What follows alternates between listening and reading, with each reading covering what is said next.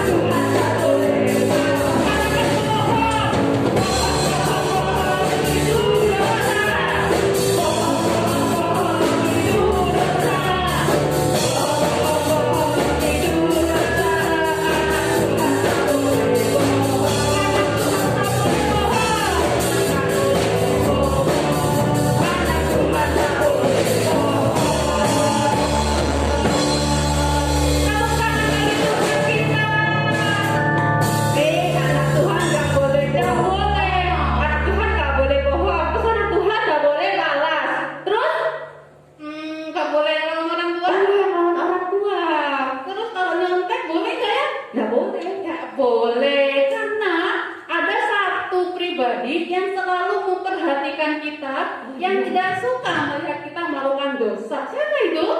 Siapa ya? Ada yang tahu? Siapa ya? Tuhan Yesus. Tuhan Yesus adalah sobat kita yang setia. Setia. Benar sekali.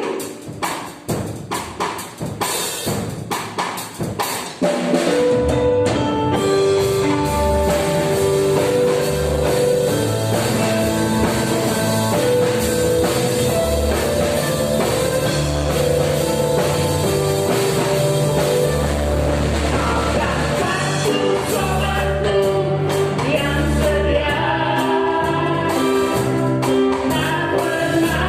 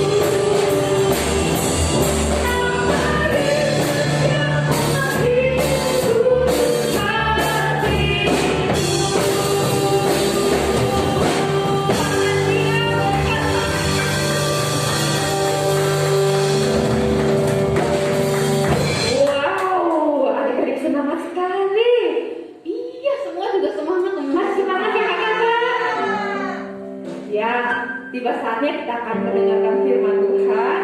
Tapi sebelumnya kita mau menyembah Tuhan dulu ya. Mari kita mengambil saat teduh. Kita tutup mata lagi. Kita mengucapkan terima kasih Tuhan buat hari ini. Terima kasih Yesus buat anugerah-Mu. Terima kasih buat kebaikan-Mu Tuhan.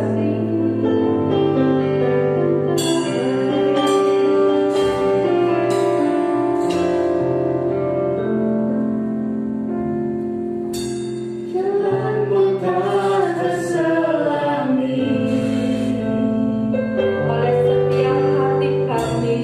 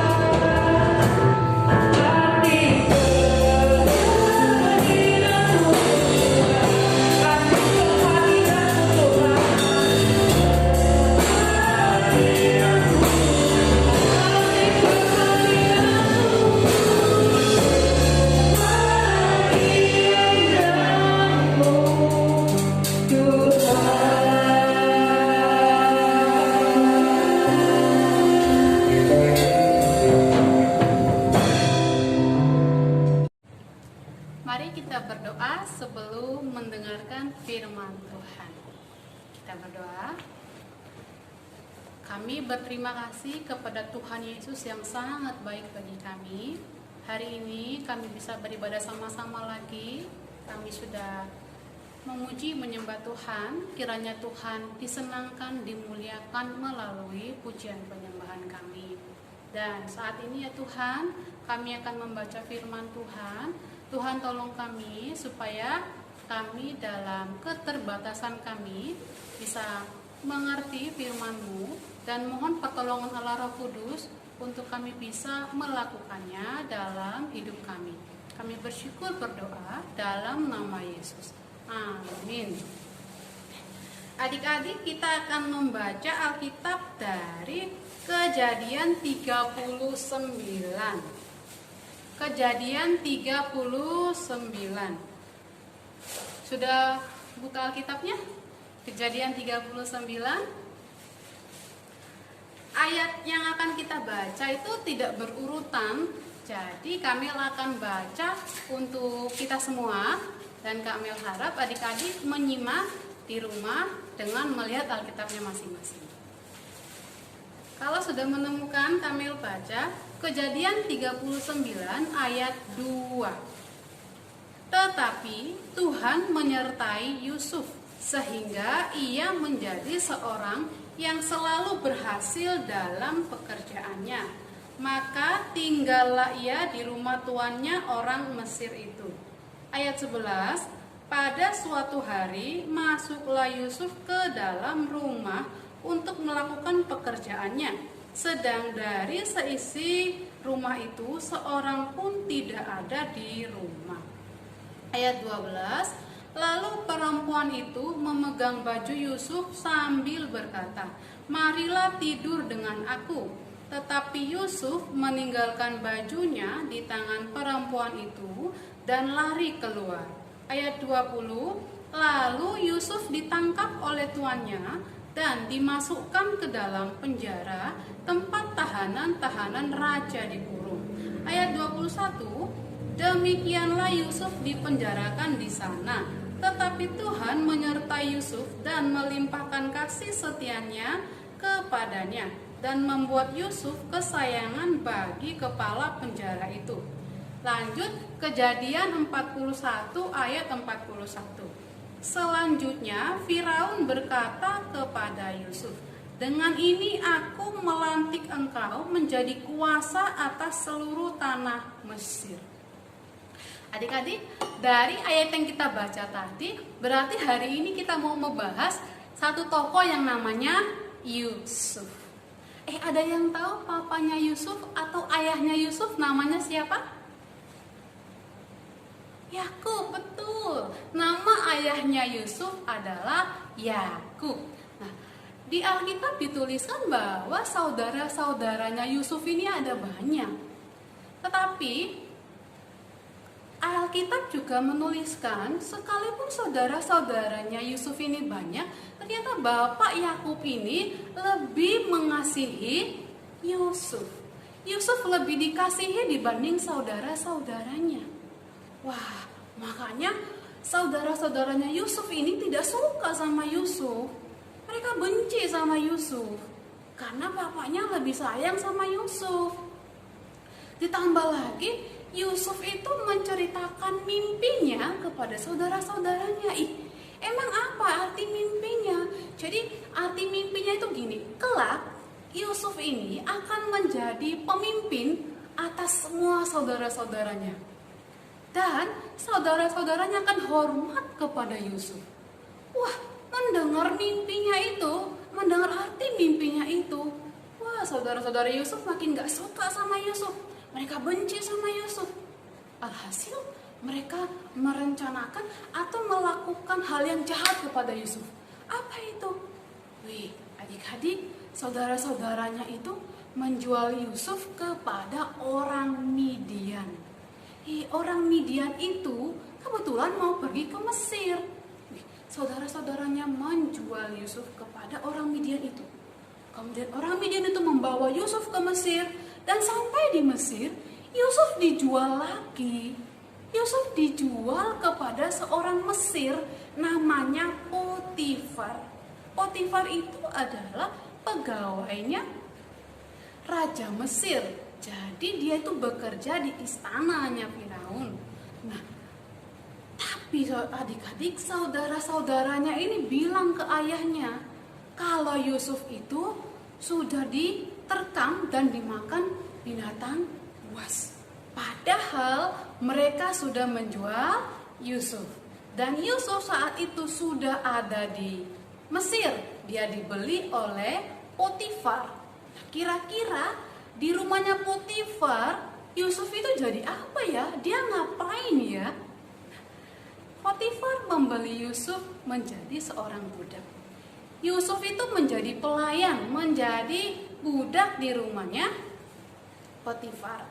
Jadi Yusuf itu bertanggung jawab untuk pekerjaan-pekerjaan di rumahnya Potifar. Nah, Alkitab tadi menuliskan bahwa Yusuf itu orang yang disertai Tuhan. Karena dia orang yang disertai Tuhan, maka apapun yang dikerjakan Yusuf, semua pekerjaan Yusuf menjadi berhasil. Karena Yusuf disertai oleh Tuhan, dia juga menjadi berkat buat keluarganya Potifar. Keluarga itu menjadi diberkati karena kehadiran Yusuf yang disertai oleh Tuhan. Tapi adik-adik, pada suatu hari nih ya, Tante Potifar, istrinya Bapak Potifar itu membujuk Yusuf untuk melakukan hal yang jahat. Dia menggoda Yusuf, mengajak Yusuf hari lepas hari untuk melakukan dosa. Tapi karena Yusuf itu orang yang takut Tuhan, orang yang taat Tuhan, dia tidak mau mendengarkan bujukan Tante Potifar. Dia tidak mau mendengarkan ajakannya, dia menolak. Dia tidak mau melakukan dosa. Dia melawan godaan Tante Potifar. Dia tidak mau. Tapi Tante Potifar juga terus berusaha. Tapi sekalipun dia berusaha terus-terusan, Yusuf tetap nggak mau. Maka suatu hari pas nggak ada orang di rumah, Tante Potifar mendekati Yusuf, lalu kembali membujuk Yusuf. Apa yang dilakukan oleh Yusuf? Dengan cepat dia lari meninggalkan Tante Potifar. Dia melakukan yang benar. Dia meninggalkan Tante Potifar. Dia melawan godaan dosa itu dengan meninggalkan Tante Potifar itu. Nah, adik-adik, kalau kita nih ya, Kak Mel dan adik-adik, digoda oleh iblis, atau ada orang yang mengajak kita, membujuk kita untuk melakukan dosa, apa yang akan kita lakukan? Apa kita akan, oh ya saya ikut, oh ya oke kita lakukan? Apakah kita ikut melakukannya? Atau kita melawan godaan itu seperti Yusuf? Kita melawan godaan itu, dia tidak mau melakukan dosa.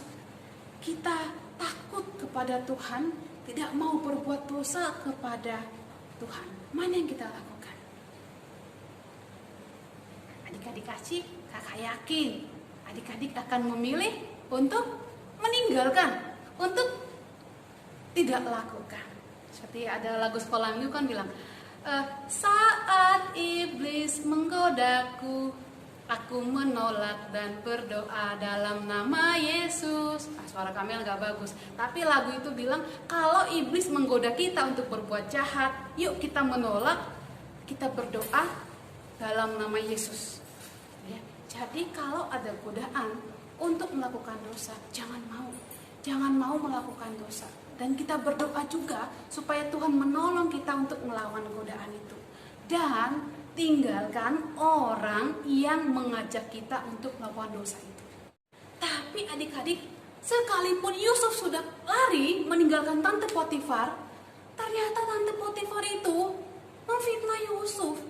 Dia menuduh Yusuf melakukan dosa. Dia menuduh Yusuf kalau Yusuf itu berbuat dosa. Ternyata Bapak Potifar percaya. Dan apa yang terjadi? Yusuf pun ditangkap dan dipenjara. Wah, kasihan ya. Dia dipenjara padahal dia tidak melakukan kejahatan. Tapi apakah Tuhan meninggalkan Yusuf? Tuhan tidak menyertai Yusuf lagi? Enggak ya. Yusuf tetap disertai oleh Tuhan. Bahkan sampai di penjara pun, kepala penjara itu menyukai Yusuf. Dia sayang sama Yusuf. Dia senang sama Yusuf. Karena Yusuf orang yang baik, dia disertai Tuhan. Dan kepala penjara itu memberi kesempatan kepada Yusuf untuk mengurusi semua pekerjaan-pekerjaan penting di dalam penjara itu. Lagi-lagi Yusuf menjadi berkat dalam penjara. Dan apapun yang dia lakukan, pekerjaan apapun yang dilakukan, dibuat berhasil oleh Tuhan. Dia sabar, dia tidak membalas. Dia tetap percaya bahwa Tuhan menyertai dia. Dia tetap percaya bahwa Tuhan itu tahu apa yang dia lakukan, dia tidak melakukan dosa. Dan benar, Tuhan tetap menyertai, dia itu sabar. Dia menghadapinya dengan sabar, dia tidak membalas. Nah, waktu kita menghadapi hal-hal sulit, waktu kita dituduh melakukan kejahatan, padahal kita tidak melakukannya, apakah kita juga sabar? Apakah kita langsung maki-maki orang itu, langsung marah-marah? Yuk kita belajar sabar seperti Yusuf. Waktu kita dituduh melakukan hal yang jahat, sekalipun kita tidak melakukannya, yuk kita belajar sabar menghadapinya, tidak membalasnya. Tunjukkan bahwa kita tidak melakukan kejahatan itu. Caranya adalah tetap melakukan yang benar, tetap hidup benar, tidak membalas. Dan jangan lupa berdoa supaya orang yang menuduh kita itu mengerti apa yang kita lakukan. Kita berdoa kepada Tuhan supaya dia juga diampuni dan dia mengerti bahwa kita tidak melakukan kejahatan itu. Kita berdoa kepada Tuhan. Itu ya. Jadi pelajaran kedua, sabar. Ada yang pertama kita belajar melawan godaan dosa. Lalu yang kedua, sabar saat menghadapi hal-hal yang sulit. Nah, adik-adik, Yusuf yang penuh dengan kesabaran itu ternyata benar-benar mengalami pertolongan Tuhan. Kesabarannya Yusuf itu berbuah manis. Yusuf itu ditolong Tuhan untuk keluar dari penjara itu. Caranya gimana? Satu kesempatan Yusuf itu dipanggil oleh Raja Mesir ke istana. Mau ngapain? Ternyata Raja Mesir itu bermimpi. Dan dia memanggil Yusuf untuk mengartikan mimpi dari Raja Mesir itu. Dan Tuhan yang menyertai Yusuf itu menolong Yusuf untuk mengartikan mimpi itu dengan benar dan tepat. Dan Yusuf juga orang yang sangat pintar dan bijaksana karena pertolongan Tuhan juga. Dia bisa memberi nasihat yang tepat untuk menyelesaikan persoalan masalah kelaparan yang akan terjadi di negeri Mesir. Jadi dia memberi nasihat yang tepat bagaimana cara mengatur persediaan makanan supaya nanti rakyat tidak mengalami kelaparan pada saat itu. Wah, karena hal itu Raja Mesir mengangkat Yusuf atau membuat Yusuf menjadi wakil raja. Yusuf menjadi orang yang hebat. Yusuf menjadi orang yang dihormati. Rakyat taat kepada perintahnya Yusuf. Yusuf diangkat menjadi wakil raja. Wah, Yusuf menjadi hebat karena penyertaan Tuhan. Adik-adik juga bisa menjadi hebat seperti Yusuf karena Tuhan Yesus juga menyertai adik-adik. Tuhan juga bisa memberi kepintaran dan kebijaksanaan kepada adik-adik seperti kepada Yusuf. Gitu ya. Asalkan adik-adik rajin belajar dan taat kepada firman Tuhan. Nah, adik-adik, hari ini kita belajar dua hal. Karena Tuhan yang sama juga pasti menyertai kita. Dia juga sayang kepada kita Dan Allah itu juga, Tuhan yang sama itu juga menyertai kita. Untuk itu mari kita menghormati Tuhan dengan cara hidup benar. Kita berani melawan godaan dosa. Kita melawan godaan dosa. Jangan mau berbuat dosa. Jangan tergoda untuk melakukan dosa. Menolak untuk melakukan dosa. Lalu yang kedua, kita juga sabar saat mengalami hal-hal yang sulit. Karena Tuhan selalu menyertai kita. Dan percayalah bahwa Tuhan akan memberikan kita kemenangan. Mari kita berdoa. Kami berterima kasih kepada Tuhan untuk firman Tuhan yang kami baca. Dan tolonglah kami untuk belajar seperti apa yang dituliskan oleh firman-Mu. Tolong kami untuk bisa melawan godaan dosa ya Tuhan. Tuhan, pelihara hati kami, jagai hati kami, pikiran kami, hidup kami, supaya kami tidak tergoda untuk melakukan dosa ya Tuhan. Berikan juga kami Tuhan kekuatan, supaya kami bisa bersabar ketika kami menghadapi hal yang sulit. Dan tetap mengimani, tetap percaya bahwa Tuhan menyertai kami dan memberikan kami kemenangan atas hal-hal sulit yang kami hadapi. Kami bersyukur berdoa dalam nama Yesus. Amin.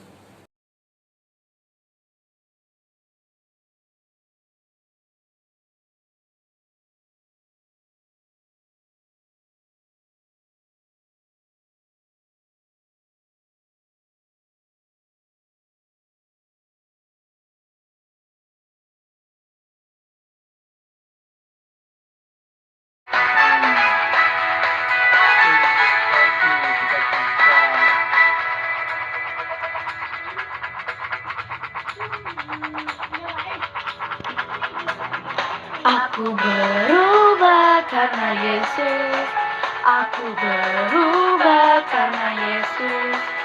Dulu aku orang berdosa, sekarang ku berubah. Aku berubah karena Yesus. Aku berubah karena Yesus. Dulu aku orang berdosa, sekarang ku berubah. Yesus mati bagiku, ya hapuskan dosaku. Ku tak seperti dulu, sebab Yesus di hatiku.